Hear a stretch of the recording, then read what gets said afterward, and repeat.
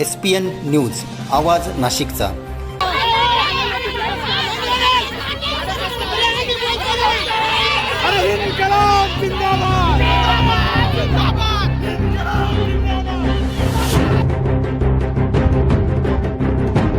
मित्रांनो, सप्रेम नमस्कार। SPN न्यूजमध्ये आपले स्वागत आहे। पूर्वसूचना न देता 40 वर्षांपासून असलेल्या घरांवर बुलडोजर व बिराड आंदोलन।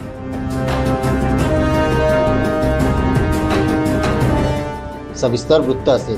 शांतीनगर येथील अतिक्रमण हटविण्याच्या कारवाईनंतर बेघर झालेल्या शेकडो कुटुंबांच्या प्रश्नावर आता संघर्षाची ठिणगी पडली आहे।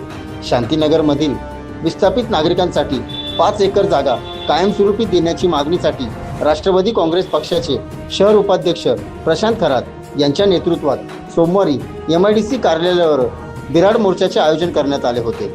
सुमारे 40 वर्षांपासून अस्तित्वात असलेल्या शांतीनगर झोपडपट्टीवरील घरे कोणतीही ठोस पूर्वसूचना न देता जमीनदोस्त करण्यात आली।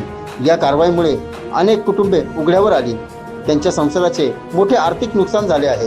पावसाळ्याच्या तोंडावर नागरिकांना बेघर करून प्रशासनाने मानवी संवेदनाच तिलांजली दिल्याची भावना परिसरात व्यक्त होत आहे।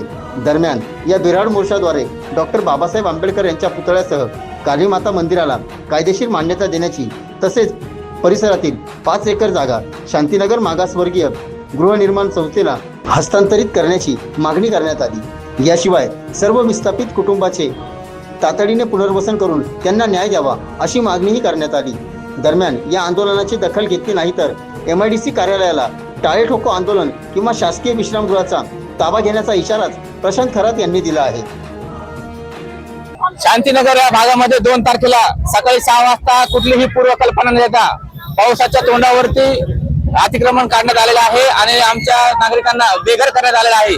40 वर्षापासून आमचे लोक स्थायिक असताना आमची 3री पिढी तिथे राहत होती। कुठलीही पूर्वकल्पना देताना पावसाळ्यात त्यांचे घर तोडलेले आहेत आणि त्या दिवशी एवढ्या जोरात पाऊस होऊन अक्षरशः आमचे लोक आजारी पडलेले आहेत, लहान मुलं आजारी पडलेले आहेत आणि यांचा पूर्ण सामानासकट यांना पूर्ण यांचं आर्थिक नुकसान केलेलं आहे। तर याचा निषेध आम्ही सर्वप्रथम करतो आणि आमची भूमिका आहे, जोपर्यंत ही जागा शासन सरकार एक DGR काढतं की 2011 पूर्वीच्या झोपडपट्ट्यांना आम्ही कायदेशीर मान्यता देणार आणि एका बाजूला सकाळी 6 वाजता झोपेतून उठण्या अगोदर आमचे बुलडोजर चालवून घर तोडली जातात।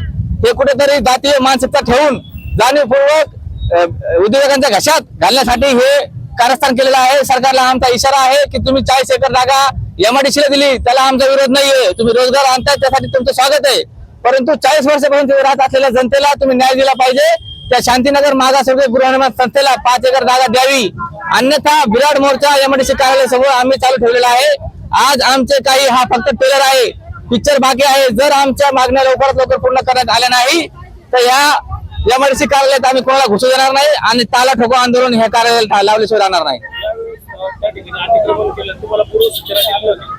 कुठलीही पूर्वकल्पना दिली नाही आणि सकाळी 6 वाजता हे अतिक्रमण राबवण्यात आलेलं आहे आणि योगायोग त्या दिवशी त्यांनी मी बघितलं की मी नाशिक मध्ये नसताना, मी परभणी जिल्ह्यामध्ये असताना हे अतिक्रमण राबवण्यात आलेलं आहे।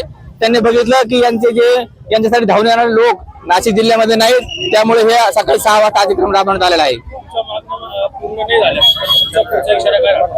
आमच्या मागण्या पूर्ण झाल्या नाही तर आम्ही ह्या कार्यालयाला ताला ठोकू आंदोलन करू आणि एकही अधिकाऱ्याला बाहेर आणमध्ये जाऊ देणार नाही आणि जोर जबरदस्ती तर आमचं आंदोलन गालबोट लावण्याचा किंवा उठवण्याचा प्रयत्न केला तर आमचा पुढील ताबा शासकीय विश्रामगृहावरती राहील।